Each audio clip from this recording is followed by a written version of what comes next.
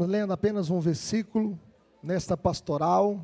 Eu convido os irmãos a ler esse texto em João capítulo 17, versículo 15.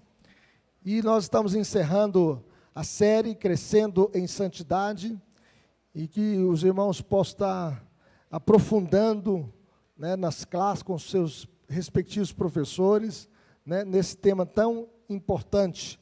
Hoje o nosso tema é santidade no mundo ímpio. João 17, verso 15, todos juntos? Não peço que os tires do mundo, e sim que os guarde do mal. Vamos ler isso mais forte? Não peço que os tires do mundo, e sim que os guardes do mal.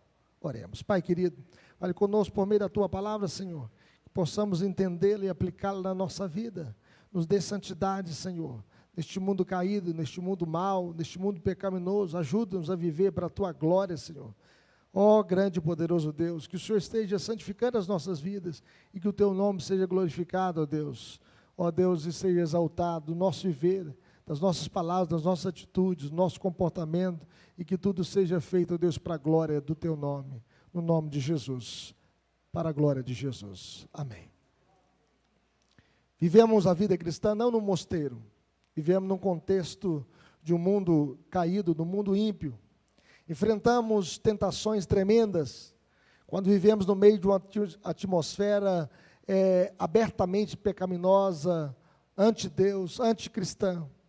Num ambiente poluído com sensualidade, dissolução, lascívia, como no carnaval que passou, como o estudante numa república universitária, às vezes pressionado, às vezes quando a moça ou o jovem diz que eles são virgens, eles são taxados, como retrógrados, como quadrados, não aproveitando os prazeres da carne. E às vezes são pressionados, depois que saem de casa e vão estudar no ambiente universitário, vão morar numa república, são pressionados a caírem na gandaia, na prostituição.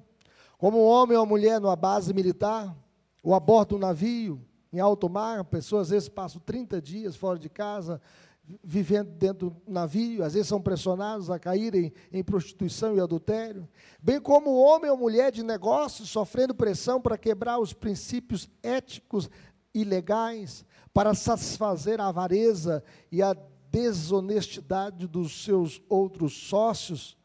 No entanto, meus irmãos, se o cristão não estiver preparado para tais assaltos do mal, a sua mente e o coração, vejam bem, assaltos do mal contra a nossa mente e o nosso coração, terá grande dificuldade em manter a sua santidade pessoal, porque estão pressionados a quebrar a lei de Deus, a pecar contra Deus, a transgredir a lei do Senhor.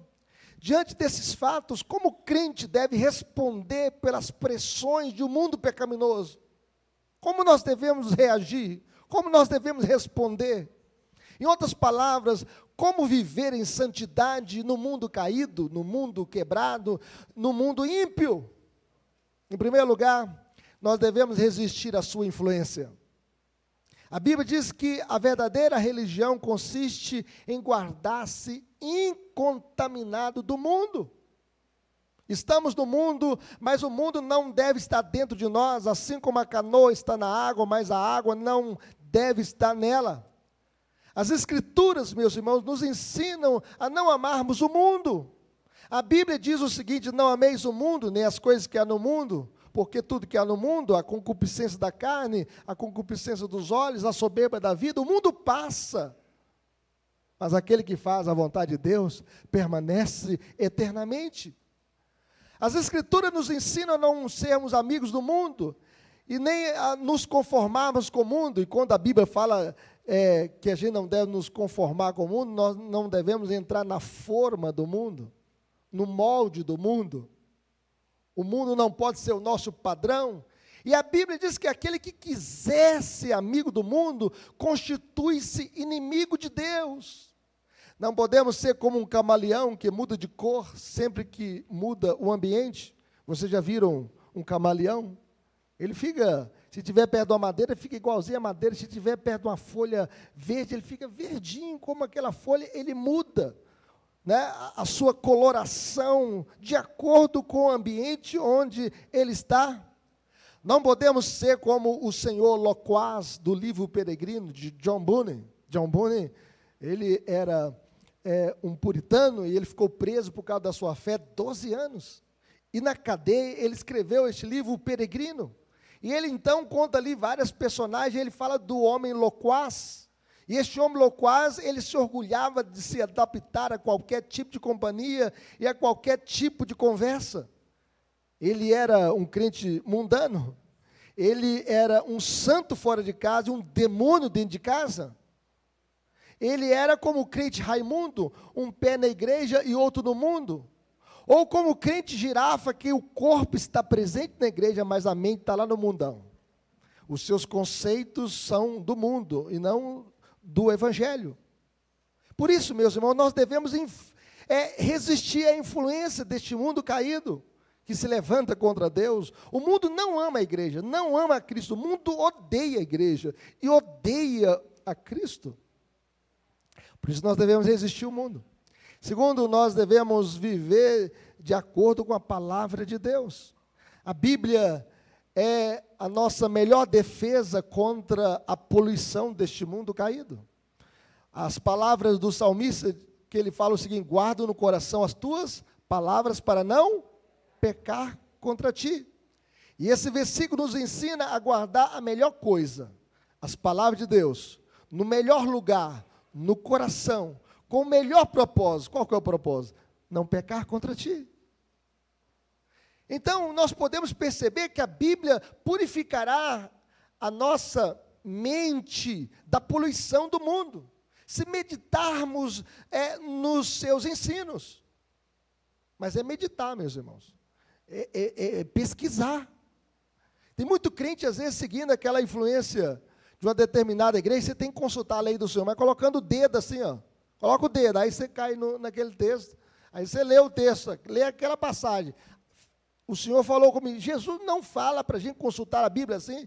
Jesus fala assim: examinai as Escrituras, porque julgais ter nelas a vida eterna, e são as mesmas que testificam de mim. Examinar é estudar com atenção, com afinco, é você estudar a palavra de Deus. Nós estamos vivendo hoje numa geração analfabeta de Bíblia, que não conhece Bíblia, que não conhece a lei do Senhor, que não pesquisa na lei do Senhor, que não se aprofunda no conhecimento de Deus. Nós lemos um texto hoje na liturgia que diz: o meu povo está sendo destruído porque lhe falta o conhecimento, porque tu, sacerdote, rejeitaste o conhecimento.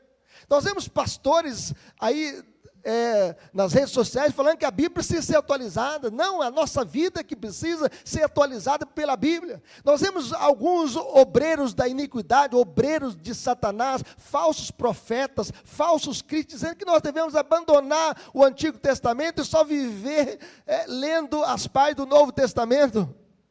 Mas Jesus, quando falou examinar as Escrituras, porque julgais ter nela a vida eterna, não tinha o Novo Testamento. Não tinha Mateus, Marcos, Lucas, João e até Apocalipse. Ele estava dizendo: examinai as Escrituras. Ele está dizendo que toda a Escritura aponta para Cristo. Cristo é o coração da Bíblia. No Antigo Testamento nós temos a Antiga Aliança, no Novo Testamento nós temos a Nova Aliança. E nós devemos ter esses dois testamentos para a gente entender a vontade de Deus, porque a vontade de Deus foi revelada progressivamente. Deus falou aos pais pelos profetas, e nesses últimos dias nos falou pelo Filho. E Cristo é a revelação encarnada, é a palavra encarnada. O Verbo se fez carne e habitou entre nós, cheio de graça e verdade, e vimos a sua glória, glória como do unigênito do Pai. Jesus fez uma oração, meus irmãos, oração sacerdotal, intercedendo pela igreja, intercedendo pelos discípulos, e a oração de Jesus foi essa: Pai, santifica-os na verdade, e a tua palavra é a verdade. Para guardarmos a nossa mente das influências corruptas deste mundo caído, dos influenciadores do TikTok, do Instagram, do Facebook, do YouTube. Meus irmãos, nós precisamos passar todo o tempo com a palavra de Deus. Nós devemos examinar a palavra de Deus, para que a gente não seja influenciado por esse mundo corrupto. Não há crescimento espiritual sem conhecimento da palavra de Deus. Não há como vencermos as influências corruptas deste mundo sem a Bíblia. Não há avivamento da igreja sem volta à palavra de Deus, sem fome pela palavra de Deus. A gente precisa ter fome. Daqui a pouco, no final da escola dominical, você vai sentir uma fomezinha, você vai querer almoçar, você vai querer estar assentado à mesa, participando da refeição, porque a fome bateu, e você então, com fome, você procura o alimento. Mas, meus irmãos, o nosso coração também precisa ter fome e sede da palavra de Deus.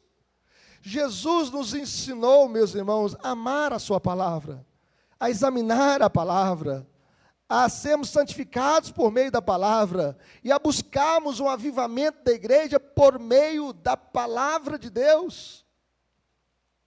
Mas em terceiro lugar, meus irmãos, santidade é um mundo, em meio no mundo ímpio, nós devemos orar a Deus para não cairmos em tentação. Nosso coração é fraco.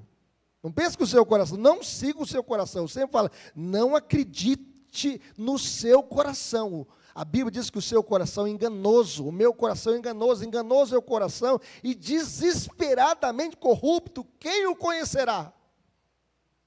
O nosso coração é mau, meus irmãos.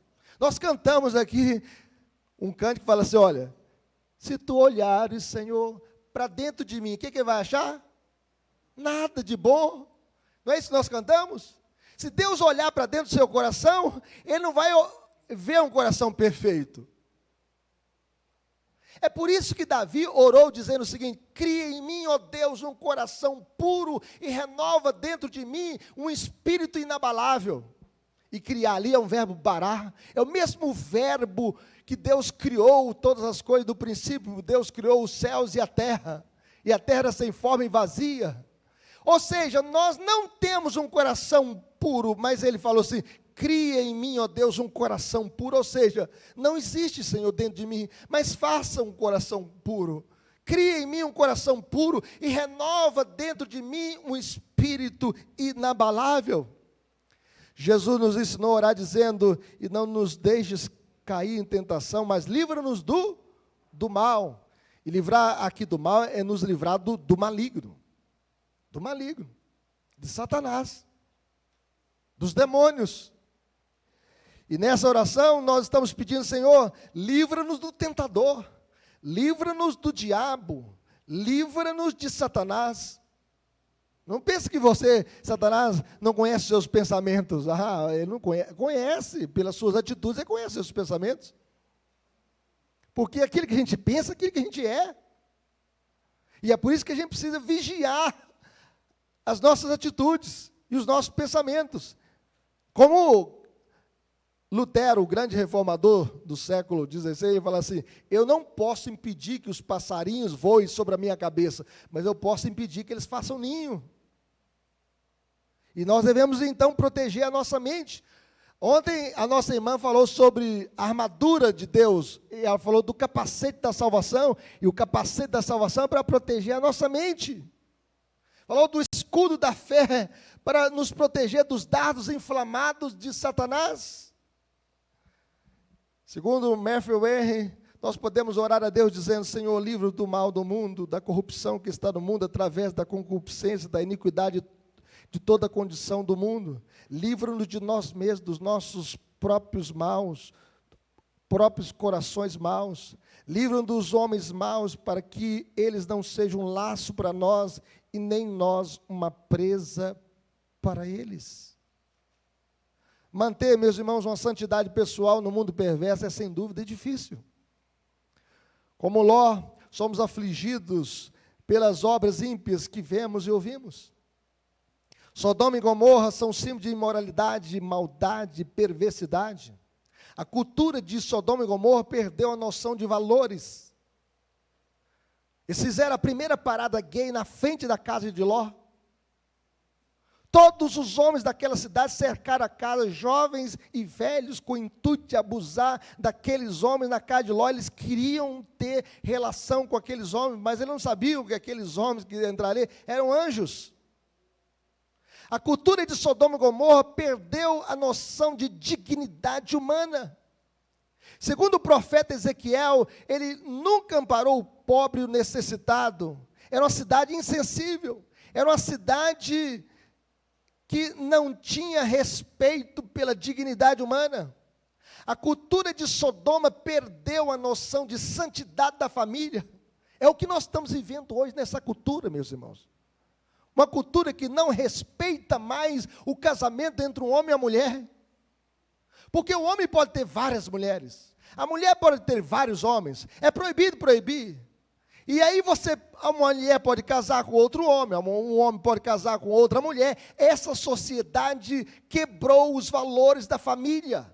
Não ama Deus, não ama os valores da família, não respeita os valores de Deus. Nós vivemos numa cultura anticristã, anti-Deus, anti-família, anti-verdade, anti-evangelho. Era a cultura de Sodoma e Gomorra. E hoje também a nossa cultura é de igual forma como Sodoma e Gomorra. Os homens daquela cidade queriam sexo ilícito e forçado. É o que nós assistimos quando acontece um carnaval. Passa uma moça sozinha num canto de uma rua escura para ver o que vai acontecer com ela. Vai ser abusada, estuprada, violentada, e se resistir, vai ser degolada, cabelo raspado como a Vitória. É caso que a gente assiste todos os dias pelas redes sociais, ou pela televisão, ou pelas mídias, ou pelos jornais. É uma sociedade quebrada, destruída, violenta, anti-Deus, que não respeita mais a família.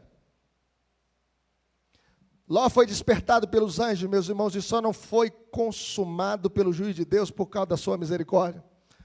Ele estava demorando, a Bíblia diz que os anjos o pegaram pela mão e o tiraram e o puseram para fora da cidade. E Deus mandou que Ló saísse da cidade sem olhar para trás. E quando ele estava saindo da cidade, ele e suas filhas, e Ló e a mulher olhou para trás. Olhou para trás porque o seu coração já estava sodomizado, mundanizado, pervertido, voltado para as práticas pecaminosas daquela cidade. Por essa razão, meus irmãos, nós devemos recorrer à oração para que Deus nos livre e nos faça sair dessa situação de impiedade, sem olhar para trás. Não adianta você estar aqui dentro da igreja, mas flertando com o pecado. Não adianta você estar aqui dentro da igreja, mas comendo toda a nojeira das redes sociais que vão brotando, e você vai bebendo, vai comendo, sem examinar a palavra de Deus. Nós não podemos ser como uma mulher de Ló que olha para trás e ama aquela cidade e as práticas do pecado daquela cidade. Dessa forma, meus irmãos, Jesus orou pelos seus discípulos para que eles não fossem tragados pelo mal deste mundo caído. Não peço que os tire do mundo, e sim que os guardes do mal. Não pense que você é tão forte que não possa resistir. É só Cristo. Estamos em pé porque o Senhor nos protege das investidas de Satanás.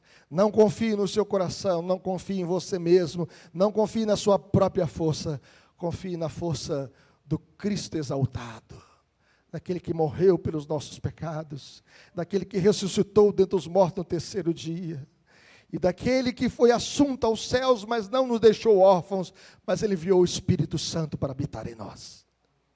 Confie no poder do Espírito Santo, para que você possa vencer as investidas do maligno. Aplicações para a nossa vida, meus irmãos: como viveremos? Vivendo no mundo sem sermos do mundo. Não peço que os tire do mundo, e sim que os guardes do mal. Estamos no mundo, mas não somos do mundo. Este mundo passará. Tudo que você está vendo, de construções, de mansões, tudo que você está vendo, tudo isso vai passar. O mundo passa bem como a sua cobiça. Nós somos peregrinos deste mundo. Nós estamos aqui caminhando para Canaã celestial.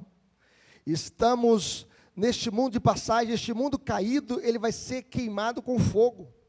Ora, os céus que agora existem e a terra, pela mesma palavra, estão sendo entesourados para o fogo, para a destruição dos homens ímpios. Nós, porém, segundo a sua promessa, nós esperamos novos céus e nova terra.